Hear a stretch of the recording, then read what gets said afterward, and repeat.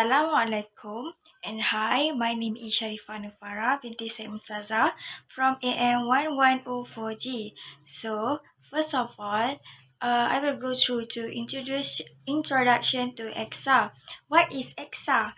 EKSA is Public Sector Conducive Ecosystem, better known as Ecosystem Conducive Sector Awam, was introduced from January 2014 as a rebranding initiative of the public sector 5S regarding the need to highlight a quality and conducive workplace to be more relevant to the public department or agency in Malaysia.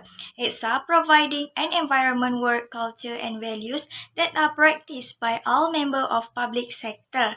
EKSA is not intended to replace the SS concept, but to improve the 5S element by supporting the creation of a more conducive environment. Next is objective of EKSA. EKSA has also been identified to reduce waste through an impactful ongoing practice, where recycled items are used for an appropriate purpose.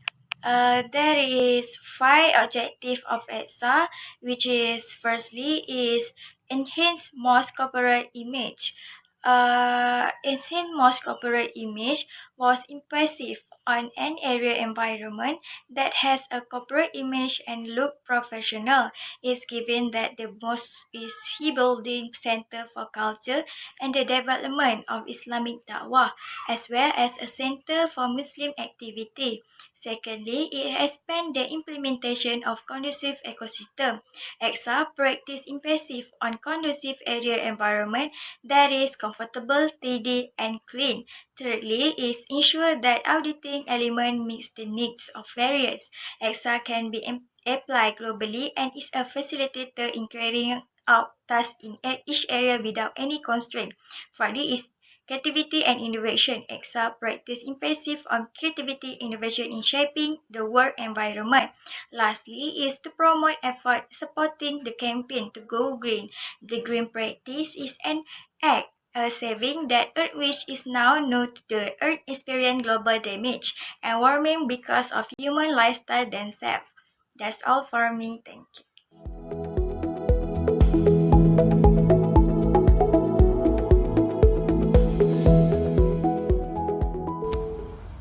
Assalamualaikum, my name is FARHANA binti Muhammad SAUFFIE and my matric number is 2019-424-374. I will present about background of the mosque. Jubli Perak Sultan Ismail Petra Mosque, also known as the Masjid Beijing, is in RANTAU, PANJANG, KELANTAN. It has a unique design that combines Chinese and Islam, like the more than 1,000 years old Jubli Mosque in Beijing. It also combines Indian and Uzbek features, especially for interior designer. The Beijing Mosque can accommodate up to 1,000 people at a time. Developed 3.7 hectare of land along the Kota Baru Rantau Panjang Road.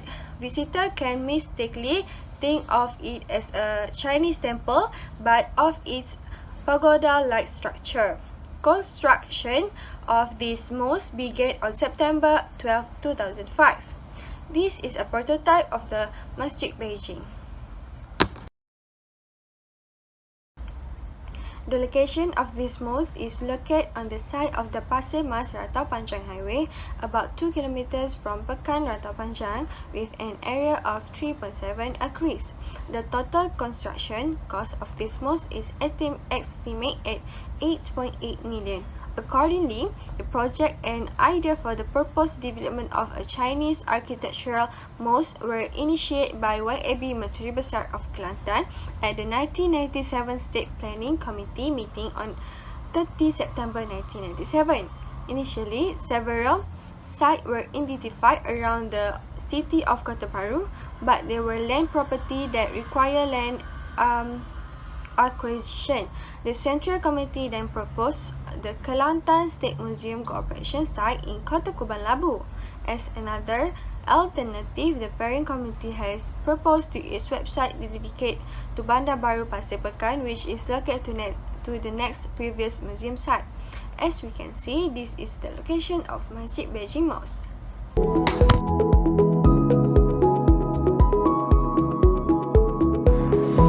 Next, we go to the Masjid Jubli Perak Sultan Ismail Petra Rantau Panjang organizational chart.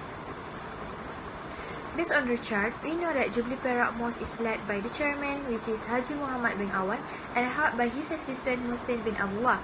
The chart tells us about the structure at the mosque, and with this assistant, the flow of our organizational chart at the mosque will be smooth. The mosque also has secretary to make the correspondence matters can be settled in a good way. We have Haji Samsul Ad-Din bin Yasim to handle the secretary. Under the secretary, we have treasurer in the organizational chart. The treasurer's scope is to control the income coming and out of the mosque, and this part is controlled by Haji Hanafi bin Ja'far. Based on the Cikgu Samsudin, the person in charge that we deal with us, the Beijing Mosque have ever called Ustad Azhar Idrus to giving a talk at this mosque, and the income that gained, they bought 2 corpse sequence for convenience. We go through based on the chart. We have head of the Bureau of Education and Da'wah, and this part is controlled by Haji Norazman bin Abdullah. Next, we have Zuhaimi bin Hamad as a head hygiene and cheerfulness development, and finally, we have Wan Idris Wanderaman that bear the responsibility as head of the Bureau of Welfare and Movement Affairs. They are supposed assisted by several other committees members such as Haja Zaidah, Haja Wan Rafi'ah, Haja Nur Aizan, Haji Muhammad bin Yusuf, and the last one, Haji Imran Muhammad. The chart below shows there are 2 persons that can know as a checkers. That is the organizational chart that we can take from Beijing Mosque.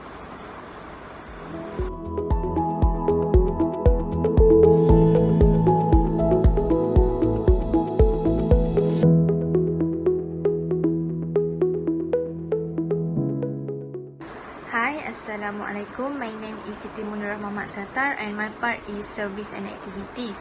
So we have the main prayer hall as a first service that is for guides and visitors can come to pray and rest.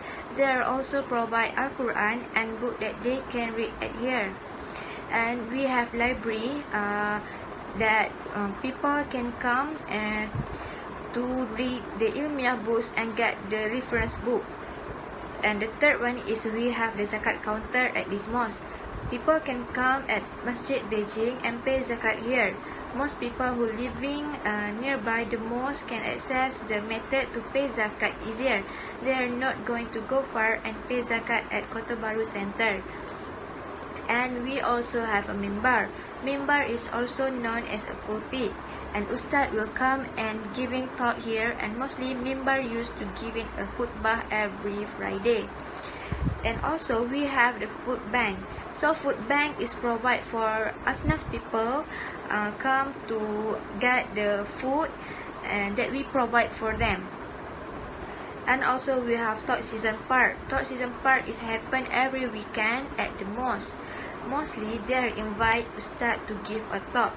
Talk activities are also often carried out every day after the midday and Maghrib prayers. And we have the Fardu Ain and Khatam Al-Quran season. Tafiz class have been formed to provide religious education to the younger generation. Tajweed class and Al-Quran class are also provided at this mosque. Throughout the month of Ramadan, various activities have been carried out such as Tadarus ceremony and Khatam Al-Quran. The last one, the service that we can do at the mosque is solemnization. The bride and groom can akad nikah at mosque.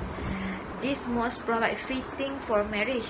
In addition, the mosque has ample space for many guys to visit.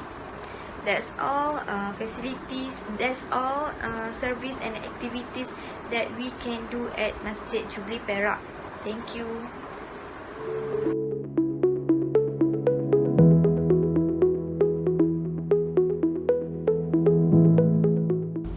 Next, I will brief about committee structure. The EKSA responsibility implementation structure must be true. Each committee members must be fulfill their responsibility to ensure that the EKSA is fully implemented. Firstly is chairman, under that facilitator and coordinator. After that, we divide to 3 committee EKSA, which is training, promotion and audit. Then we divide to 6 zone, which is A. Main prayer hall, B. Parking lot, C. Toilet, D. Bazaar lot, E. Islamic education and F. Multi-purpose hall. Each position has their own task. We go to the chairman. The task is to schedule meeting of the committee EKSA. Facilitator scope is to provide training and guidance to the leader and group members. Coordinator to coordinate the EKSA program. Next, committee EKSA training to prepare an activity implementation plan to training foster EKSA awareness to all internal employees organization. Committee EKSA training promotion. The task is to prepare an implementation plan for promotional activities EKSA. Committee EKSA audit are to provide internal audit criteria EKSA. And the last one is head of zone. The task is encourage the involvement of all members in EKSA implementation activities. That's all from me. Thank you.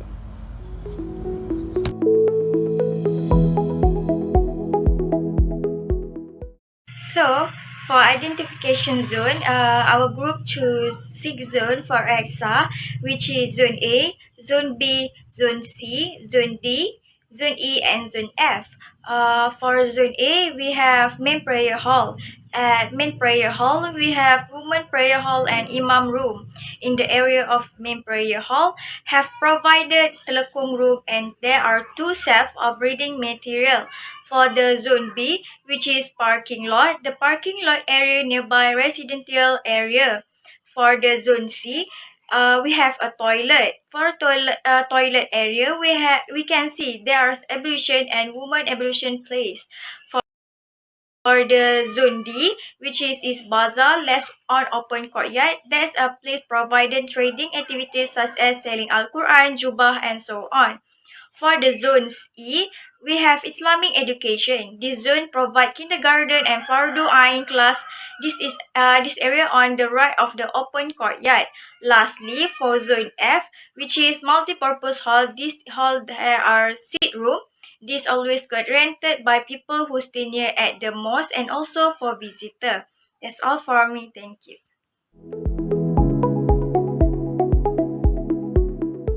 Hi, Assalamualaikum. My name is AISHAH binti Uthman.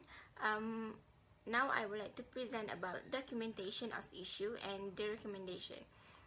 Based on an interview with one of the mosque committees, we found out that the mosque still have few weaknesses in implementing the elements of EKSA. It is because many parts of the mosque fail to meet the EKSA element as prescribed. The 5 elements of EKSA, which is 5S, which are sort, set in order, shine, standardize, and sustain. Here are some issues of the 5S in each zone we have found while making this proposal. The first zone is Zone A, which is main prayer hall. The issue in this zone is dirty telekung and prayer mats. So the recommendation from us is the AJK should take responsible to create schedule and appoint volunteers to wash the telekung and prayer mats. For example, they should appointing 3 volunteers to wash the telekung and prayer mats according to a set schedule. They also should prepare any amount of telekung and prayer mats, then divide into 2 parts. The first part is to be used and the second part is to be stored. If the used part cannot be used, such as it's become dirty, then the second part that stored can be replaced. And this method also can save cost. Next is Zone B, which is parking lot. The issue is no OKU parking lot. So the recommendation of this issue is they should provide or make special parking lot space for OKU. Next is no signboard to order transportation to park regularly. The recommendation for this issue is make a signboard which tells must be parked regularly your transportation. and all the vehicles must be according to instructions. Next is Zone C, which is toilet. The first issue in Zone C is water supply disruptions. So as the recommendation for this issue is the most management should improve and repair the piping system. Next issue is no label at switch at the toilet. So how to solve the problem is they should put the label at switch part so that the guests who come to the mosque can switch on the lamp with the right switch. The guests will not waste the time pressing the wrong light switch. Next zone is Zone D, which is bazaar. The issue in Zone D is the shop is not arranged systematically. So how to prevent this problem is they should arrange the items sold according to the type and systematically. This can prevent the occurrence look like crowded. Next is Zone E, which is Islamic education. The issue is no control record system for monitoring reading material. So the recommendation for this issue is they should provide a control record system to facilitate monitoring of reading material. The last zone is Zone F, which is multipurpose hall. The first issue in this zone is equipment and facilities in the room are not labeled correctly.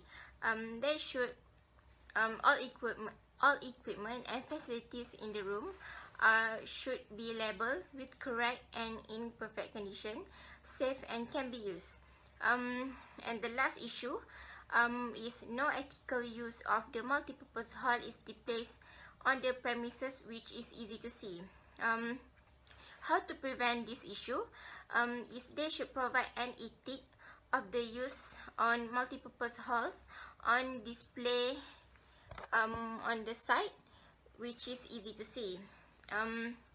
For example, electronic items such as microphones and switches are turned off before they leaving the hall. The AJK in charge is appointed for monitoring the cleanliness and tidiness of the hall.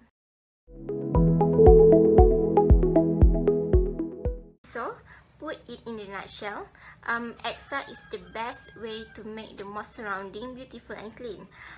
With adapting these 5s in EKSA, we can make the environment of mosque become more peaceful, clean and more arranged. EKSA is also make the mosque being more conducive, and we hope that the manual guide that we have provided can be used as a model for readers in implementing the good practices that recommended by EKSA.